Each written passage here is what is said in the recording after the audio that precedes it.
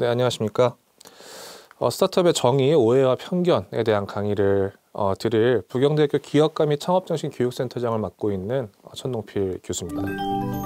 자, 여러분들 스타트업에 대해서 한번 말씀을 드려볼까 해요. 스타트업이 뭘까에 대해서 보면 스타트업입니다. 그러니까 시작하고 성장한다 라고 생각을 하시면 되는데, 이렇게 간단한 의미보다 기존의 여러분들의 선배분들로서 국내외에 계신 실제 창업을 하신 분들의 얘기를 들어보면 growth, serving, innovative 이런 용어들이 주로 보입니다. 그래서 이러한 정의들을 제가 한번 종합을 해봤을 때 스타트업이란 기존의 방식과 차별화된 방법으로 기존의 문제를 해결하기 위해서 지속 가능하고 확장이 가능한 비즈니스 모델을 수립하고 건전한 조직 문화를 기반으로 이를 달성해 나아가는 초기 단계의 조직이다 라고 말씀을 드릴 수 있을 것 같아요. 예를 들어서 소상공인을 대상으로 세무 컨설팅을 하는 그런 법인이 있다 칩시다. 그랬을 때 대면으로 전부 다 컨설팅을 하게 되면 요건 사실 성장을 비약적으로 하기 힘들거든요. 그 대신에 그 과정에서 우리가 소프트웨어를 활용하고 인공지능을 활용해서 이거를 플랫폼화 시킬 수 있다면 이제 요거는 국내 또는 국외로도 성장이 가능한 모델, 즉 스타트업으로 성장할 수 있겠다라고 예시를 들어드릴 수 있을 것 같아요. 자, 두 번째로 스타트업에 대한 오해와 편견 5가지에 대해서 말씀을 드려볼까 합니다. 자, 첫 번째, 스타트업은 루저들이 나가는 작은 회사다라는 통념이 있을 수 있습니다.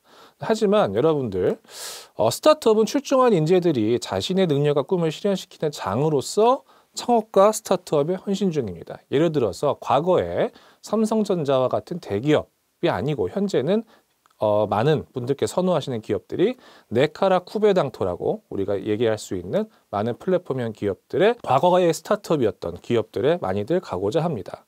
자, 두 번째는 스타트업의 매출에는 한계가 있을까요? 그렇지 않습니다. 한계가 없다는 것이 오히려 스타트업의 큰 장점입니다. 많은 사례들에서 상상을 뛰어넘을 정도로 매출이 고속 성장하는 것을 저희가 확인할 수 있어요. 예를 들면 여러분들이 좋아하실 수 있는 무신사 같은 패션 스타트업, 또는 저희가 하루에도 한두 번씩은 반드시 이용하거나 이용할 예정인 배달의 민족과 같은 스타트업들의 매출액이 기존의 산업에서 저희가 상상하기 힘들 정도로 고속 성장을 하며 수익을 내고 있는 이런 우수한 기업들이 많습니다. 자, 세 번째.